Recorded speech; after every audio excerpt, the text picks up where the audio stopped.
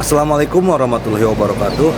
Oke, seperti biasa sebelum dilanjutkan cerita pedang King Dao-nya, bantu Mimin tekan tombol like dan berkomentar. Juga terima kasih sudah dan sebelumnya. Gas. Bab 1453. Kata-kata menjadi kenyataan. Ye Guan tersenyum dan berkata, "Tuan Ta, jika seseorang tidak memiliki kemampuan, dia sungguh tidak berharga." Xiao Ta mendesah pelan. "Kata-katamu mengingatkanku pada seorang teman lama." "Ye Guan Dao, siapa?" Xiao Ta berkata. "Nyonya Zier, banyak orang mungkin tidak mengingatnya." Ye Guan tahu bahwa orang-orang yang dibicarakan Taye mungkin berasal dari generasi kakeknya. Xiao Ta melanjutkan, "Jadi, sejak awal, ketika Nona Sui bersamamu, semuanya itu palsu."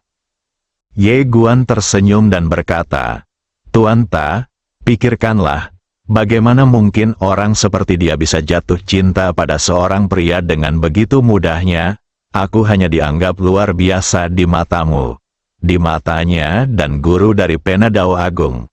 Aku hanyalah orang kaya generasi ketiga.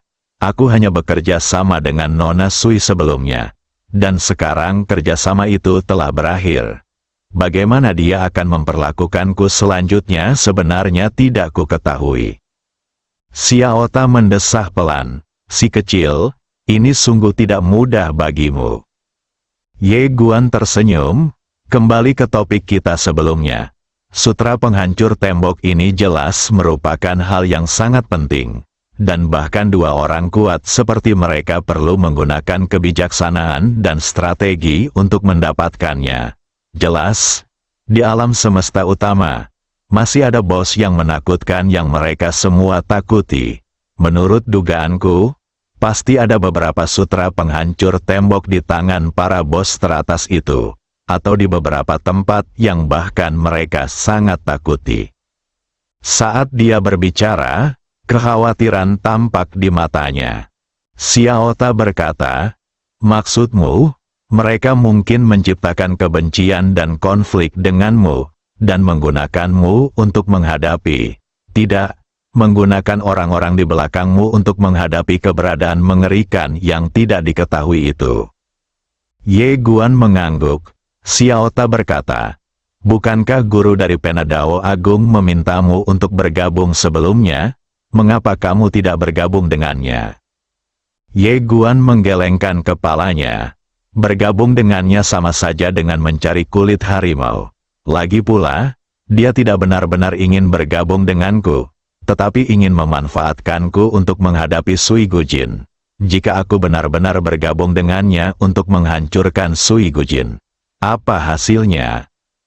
Xiao Ta berkata dengan suara yang dalam, "Tanpa Sui Gujin, dia akan mengincarmu sampai mati seperti sebelumnya." Ye Guan mengangguk. "Di antara dua negara besar, musuh memaksaku untuk mengikuti, dan aku menggunakan kekuatanku. Secara sederhana, jika sebuah negara kecil terjepit di antara dua negara besar, yang seharusnya dilakukannya adalah tidak langsung menyerah kepada pihak lain. Karena jika menyerah kepada pihak lain, akan terjadi dua situasi.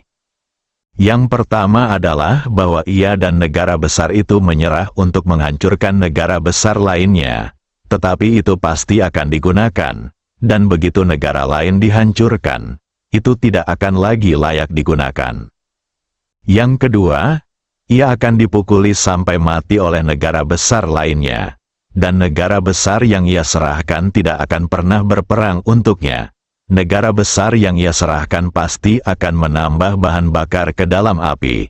Aku akan memberimu sumber daya, tetapi kamu harus berjuang untuk hidupmu." "Xiao Ta," Ye Guan berkata dengan lembut, "yang harus kulakukan sekarang adalah tidak berpihak pada siapapun, tetapi tidak berpihak pada siapapun. Mereka semua menginginkan dukunganku. Jadi meskipun mereka menargetkanku, itu hanya simbolis dan mengancam. Tujuan utamanya adalah untuk memenangkan hatiku. Dengan kata lain, Mereka pasti akan menamparku dan kemudian memberiku permen agar aku menyerah. Mereka tidak akan benar-benar menargetkanku sampai mati. Tetapi jika aku bergabung dengan satu pihak, pihak lain pasti akan menghajarku sampai mati. Xiaota berkata, begitu ya. Apa rencanamu selanjutnya? Ye Guan berkata, pergilah ke alam semesta utama. Xiaota terkejut dan bertanya, kamu ingin mengambil inisiatif untuk pergi ke alam semesta utama? Ye Guan mengangguk. Xiaota berkata, tidak bisakah kamu tumbuh dengan baik di sini? Ye Guan tersenyum dan berkata, pertama, aku harus tumbuh dewasa dulu sebelum pergi ke alam semesta utama. Kedua, mereka tidak akan memberiku terlalu banyak waktu. Jika aku tinggal di sini, aku akan sangat pasif karena aku tidak tahu apa-apa tentang alam semesta utama. Percaya atau tidak, tidak lama lagi aku akan memiliki musuh alien. Xiaota, Ye Guan berkata, aku pergi ke alam semesta utama untuk mencari cara agar bisa berubah dari pasif menjadi aktif, dan memberitahu mereka bahwa aku bersedia terus bermain dengan mereka, sehingga mereka tidak akan datang untuk menggangguku terlebih dahulu. Selain itu, aku tidak punya musuh di alam semesta ini sekarang. Sambil berkata demikian, ia tertawa. Saya seperti orang-orang yang menerima gaji. Setelah menerima gaji, mereka bahagia selama 3 hari. Tetapi setelah 3 hari, mereka harus menjalani hidup yang sulit lagi. Setelah penindasan berdarah besi ini, semua masalah dalam alam semesta Guanxuan tersapu bersih. Pada saat ini, seluruh alam semesta Guanxuan benar-benar bersatu menjadi satu, dengan kesatuan yang belum pernah terjadi sebelumnya. Suatu hari kemudian, Ye Guan tiba-tiba membuat keputusan, yaitu menempatkan seluruh alam semesta Guangxuan ke dalam menara kecil. Dan sekarang, dia secara pribadi menangani semua urusan di alam semesta Guangxuan. Alam semesta utama, di sebuah aula, hanya ada Sui Gujin di aula yang kosong. Dia duduk di tengah aula. Di depannya terdapat sebuah meja panjang yang besar. Di atasnya terdapat peta yang lebarnya hampir 100 kaki. Pandangannya tertuju pada hamparan laut yang hanya sebesar ibu jari. Lautan kehidupan. Pada saat ini, sebuah bayangan diam-diam muncul di depannya, dan bayangan itu membungkuk hormat, Tuan Sui. Sui Gujin mengalihkan pandangannya dari peta dan bertanya, bagaimana? Bayangan itu berkata, pemilik pena Dao telah menghilang, dan untuk Ye Guan, dia masih berada di laut kehidupan. Sui Gujin tidak berbicara. Dia perlahan berdiri dan berjalan ke pintu masuk aula. Dia mendongak dan melihat galaksi tak berujung di ujung pandangannya. Setelah beberapa saat, sedikit sarkasme muncul di sudut mulutnya. Alam semesta yang luas, jalan yang abadi. Siapa yang tahu bahwa semua ini salah? Sambil berbicara, dia merentangkan telapak tangannya, dan sutra mendobrak tembok yang belum selesai muncul di tangannya. Sambil menatap sutra penghancur tembok di tangannya, dia berkata, awalnya, aku hanya punya 30% keyakinan pada benda ini, tapi sekarang, pada saat ini, ada cahaya di matanya yang belum pernah dilihatnya sebelumnya. Dia yang menghancurkan kekosongan. Konon katanya, pada suatu ketika alam semesta yang tak berujung ini semuanya palsu dan tidak nyata. Sebenarnya ini bukan rumor, melainkan diucapkan oleh seorang laki-laki aneh, yaitu orang yang menciptakan sutra mendobrak tembok. Kalimat pertama dari sutra mendobrak tembok adalah, semuanya salah, kamu dan aku hanyalah ilusi. Dia awalnya skeptis tentang hal ini. Lagi pula, alam semesta dan galaksi yang tak berujung ini, miliaran makhluk hidup ini, bagaimana mungkin itu semua hanya ilusi? Dia pun mencari, Sutra mendobrak tembok untuk memverifikasinya. Namun kini, dia percaya bahwa apa yang dikatakan pria asing itu benar adanya. Wanita dengan rok polos. Bayangan wanita berpakaian polos itu muncul lagi dalam pikirannya. Wanita berpakaian polos itu pastilah orang yang mampu memecah kehampaan. Ciptakan waktu. Bagi orang-orang dalam lukisan itu, sangatlah sulit untuk menciptakan jenis waktu baru atau bahkan mengubah waktu asli. Termasuk membalikkan kehidupan dan kematian. Tapi bagaimana dengan orang-orang di luar lukisan itu? Yang mereka butuhkan hanyalah satu pukulan. Satu goresan dapat menambah, satu goresan dapat menghapus. Satu serangan dapat mendatangkan kehidupan. Satu serangan dapat mendatangkan kematian. Wanita dengan rok polos dapat memutarbalikkan waktu, kehidupan, dan kematian, sederhana saja. Karena dia orang yang mampu mendobrak kehampaan. Dia dan miliaran makhluk hidup ini tidak berada dalam dimensi yang sama. Wanita itu memandang miliaran alam semesta bagaikan seorang pelukis yang melihat lukisannya. Dan bagaimana mungkin orang dalam lukisan itu bisa mengalahkan orang di luar lukisan? Sui Gujin perlahan menutup matanya. Tentu saja, dia masih punya tebakan yang berani. Tetapi tebakan itu sungguh tidak masuk akal, jadi dia tidak terlalu memikirkannya. Maksudnya, mungkinkah wanita yang memakai rok polos itu tidak merusak satu lapisan pun dari lingkaran itu? Tetapi dia tidak terlalu memikirkan pertanyaan ini. Dia mengusap lembut perutnya dengan tangan kanannya. Ada kehidupan baru di dalam perutnya. Dan saat kehidupan ini muncul, dia sudah merasakan kengerian kehidupan ini. Sejak lahir, nasib seseorang tidak jelas. Kenapa tidak muncul? Karena tidak pada jalan yang benar. Di tangannya, buku Breaking the Wall Sutra sedikit bergetar. Hanya dia sendiri yang tahu bahwa alasan dia mampu memegang sutra mendobrak tembok adalah karena bayi dalam perutnya. Bayi itu secara paksa menekan sebab dan akibat mengerikan yang dibawa oleh sutra mendobrak tembok itu sendiri. Karena anak itu ada dalam perutnya, maka nasib anak itu setara dengan nasibnya. Ada hal-hal yang tidak dapat ia lakukan sebelumnya, dapat ia lakukan sekarang.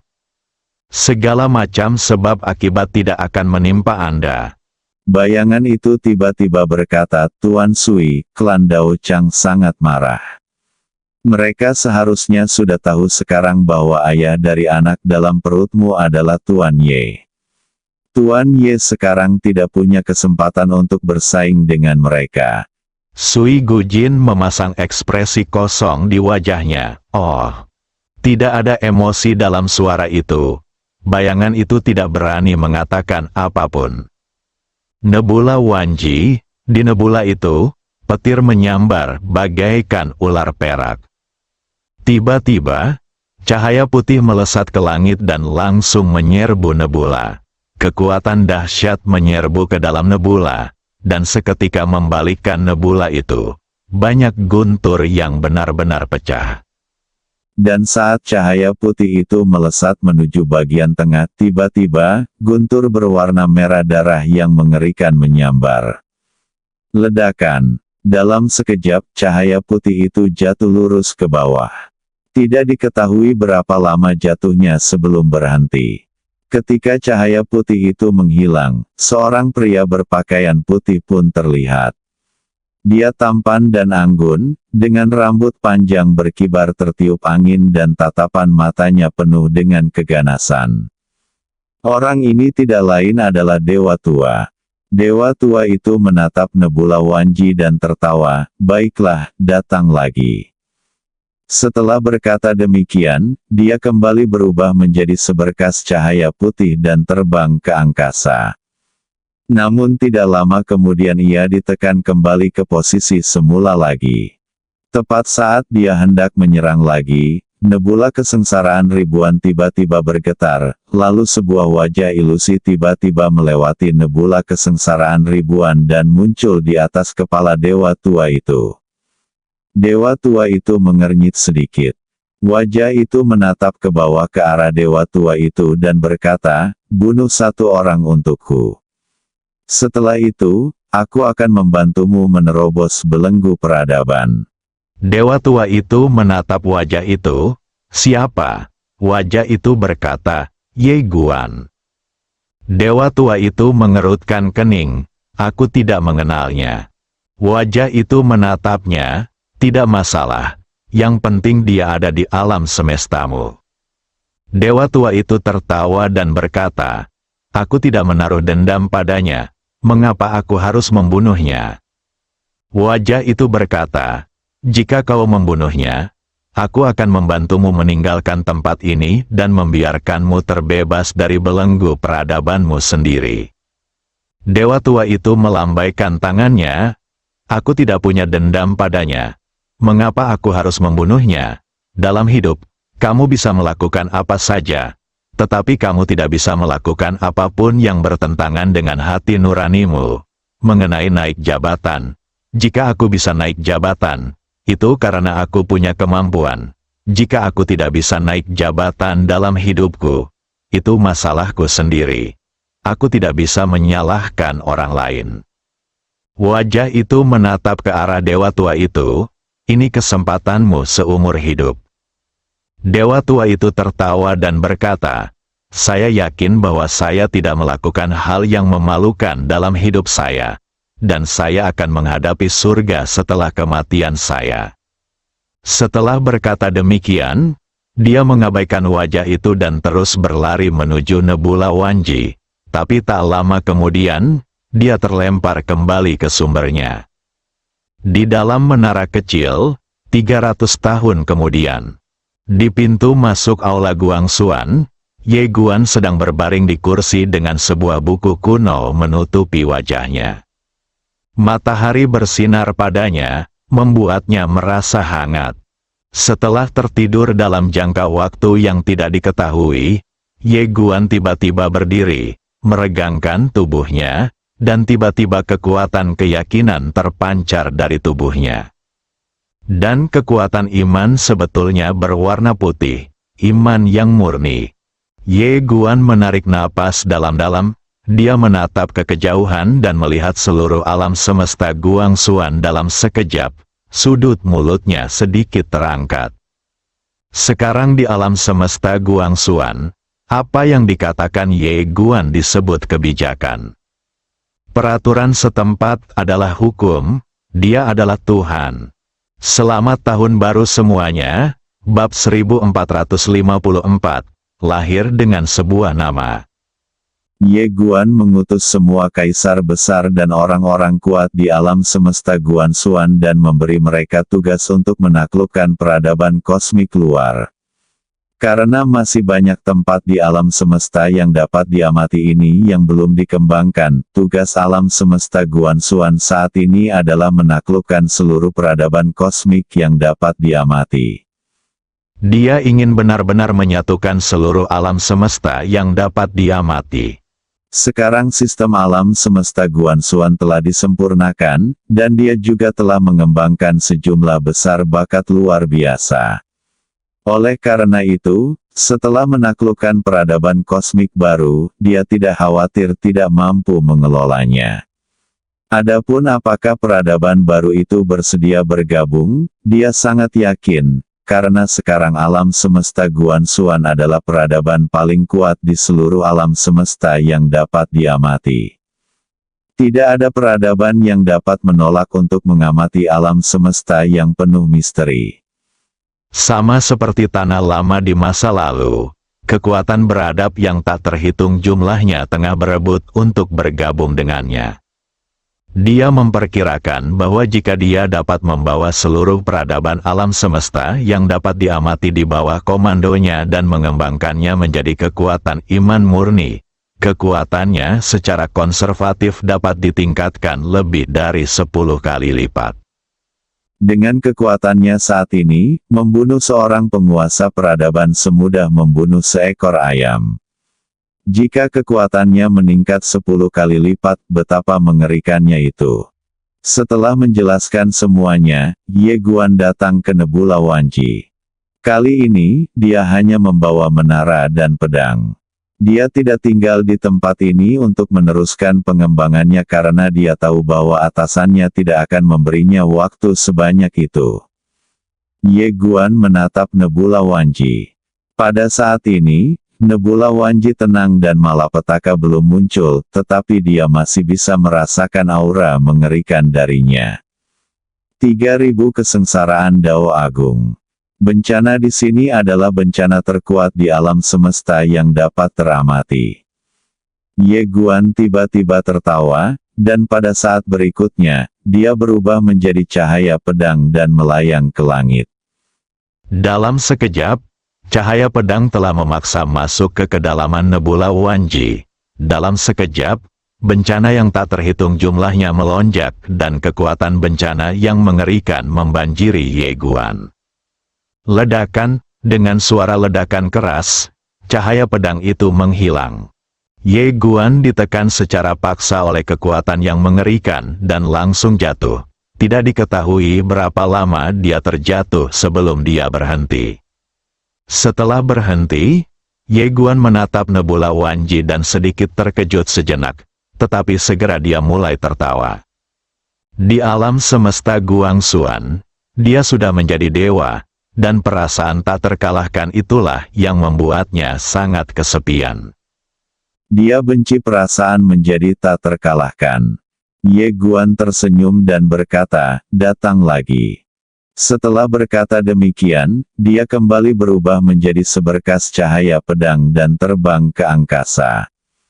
Pedang ini lebih cepat dan lebih kuat dari yang sebelumnya, tetapi seperti yang diduga, dia tertekan kembali ke posisi semula lagi. Tajam. Tepat saat Ye Guan hendak berlari lagi, sebuah suara tiba-tiba datang dari samping. Ye Guan menoleh dan melihat orang itu mengenakan jubah putih.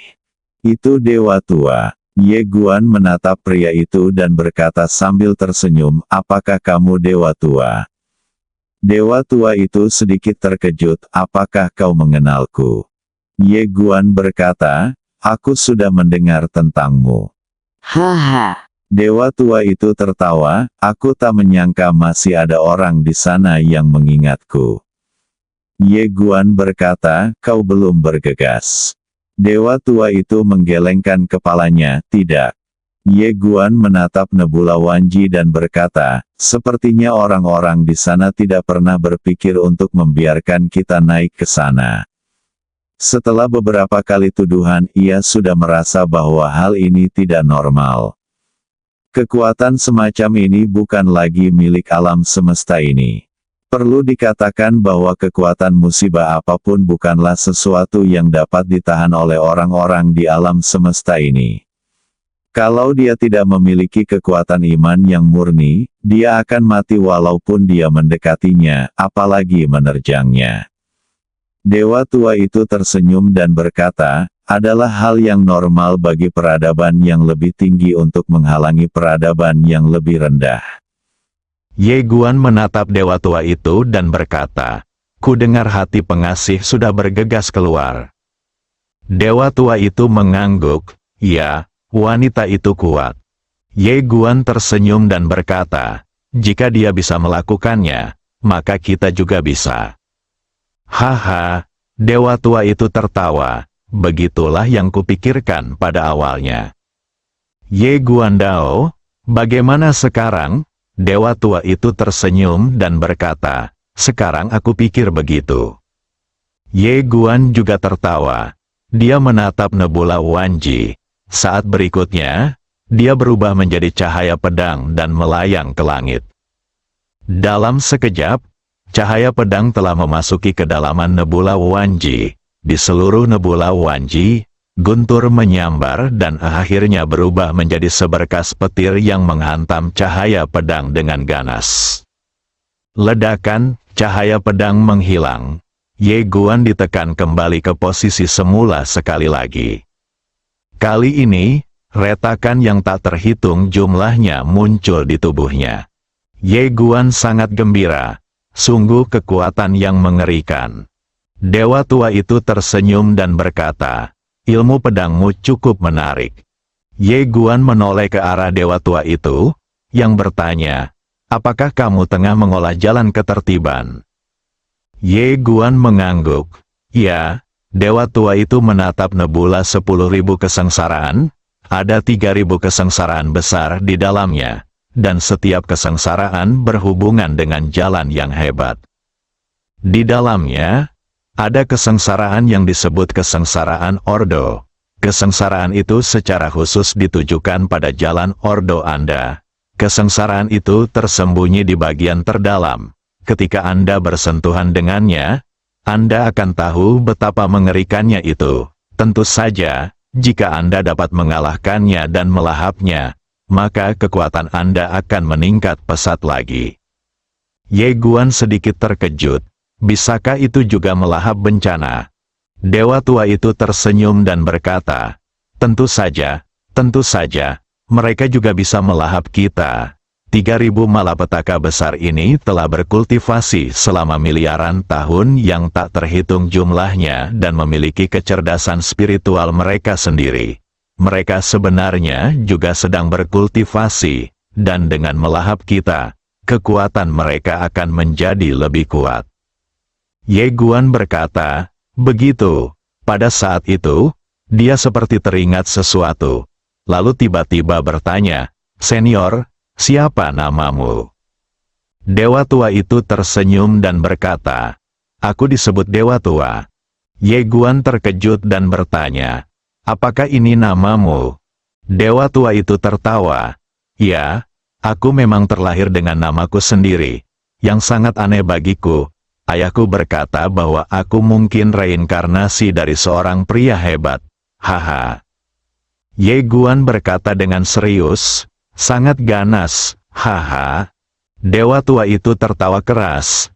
Kau punya sesuatu untuk ditanyakan padaku, kan?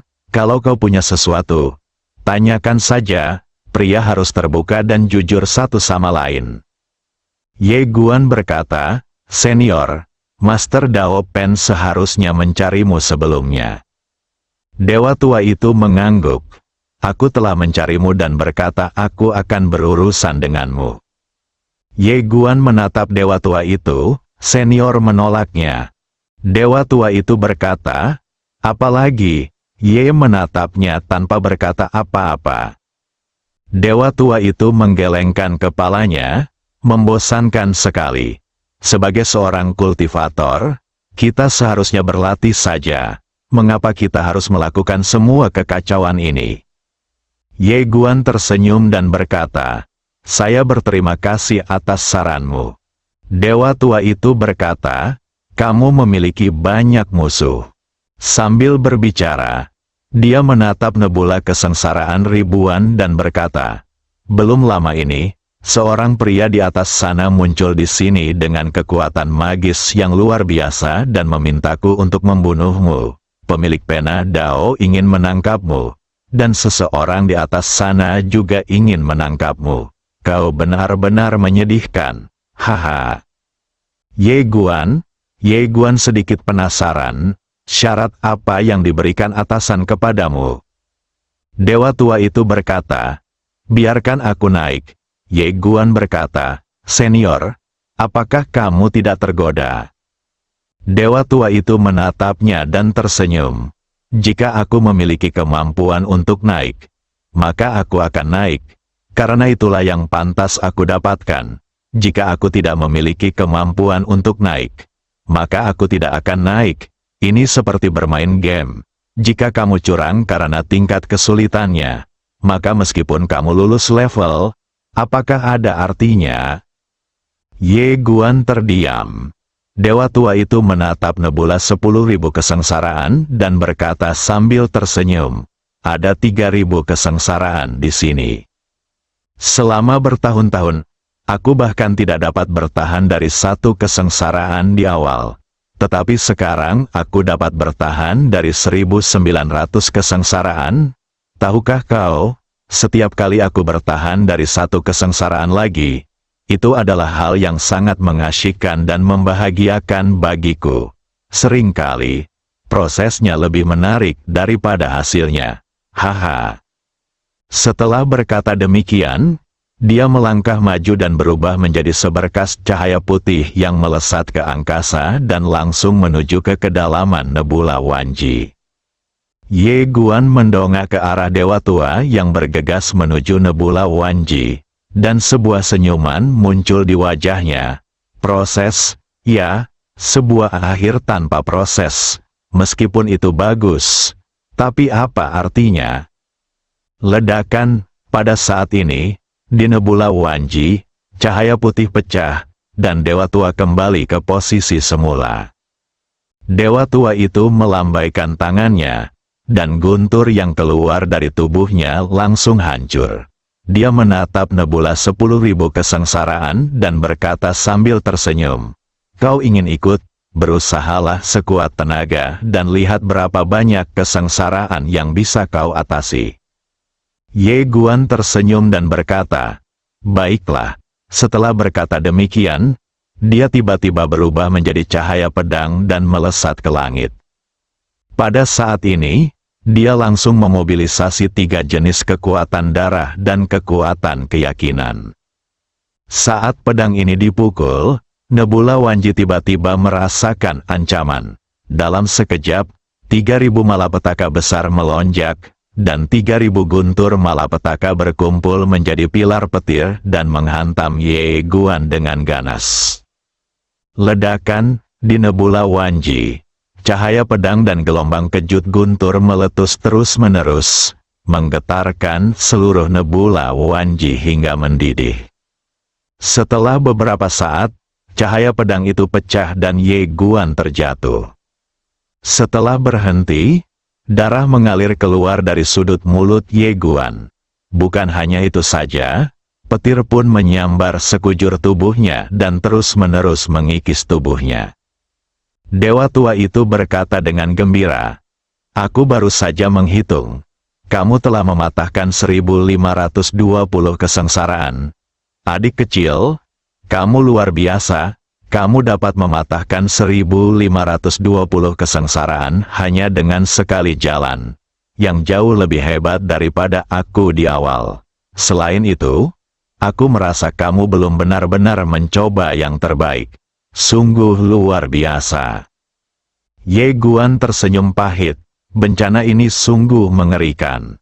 Saat dia mengatakan hal ini, dia hendak membersihkan guntur dari tubuhnya, tetapi dihentikan oleh Dewa Tua.